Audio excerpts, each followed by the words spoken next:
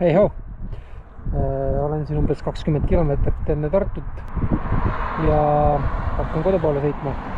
Mõtlesin, et proovin Osmandis siis kasutada sellist funktsionaalsust, et ta sõidutaks mind mööda kruusateid.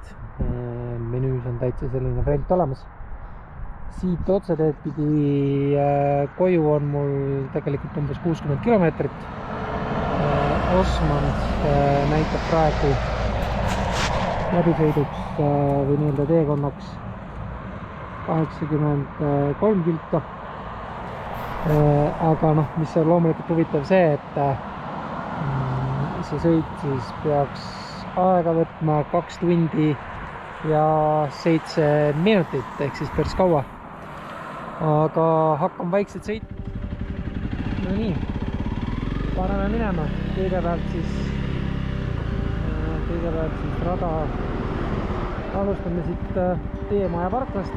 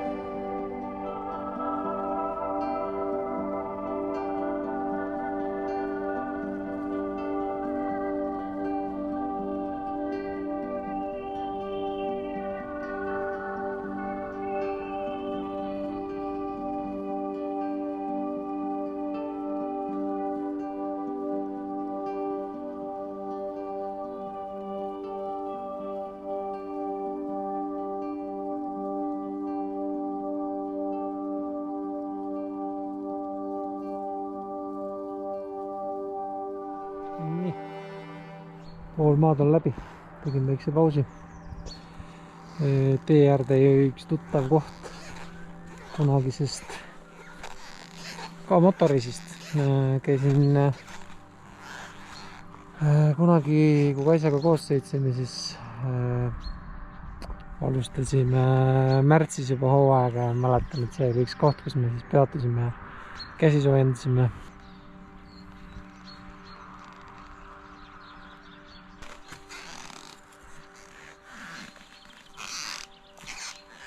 Cool, aga pool maad on sõidetud ja pool on veel ees, et GoPro aku võib tühjaks saada vahepeal. Oleme lülitan kinni, et vaata, kui midagi ägedamat tuleb selle filmime. All right, tšau!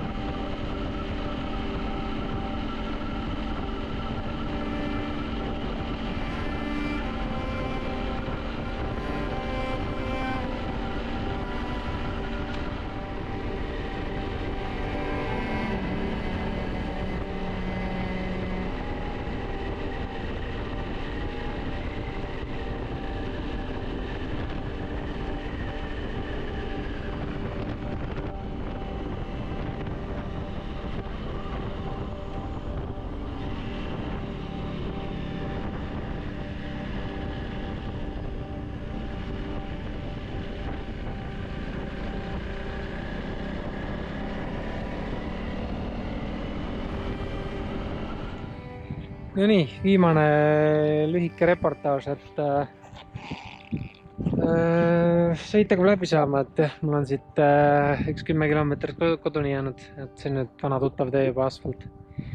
Ja päike on ilgelt madaval, et siin tõenäoliselt ei jää midagi peale ja GoPro akut tühjaks saama, GoPro aku. Aga sõit oli cool, et päris palju oli kruusateed.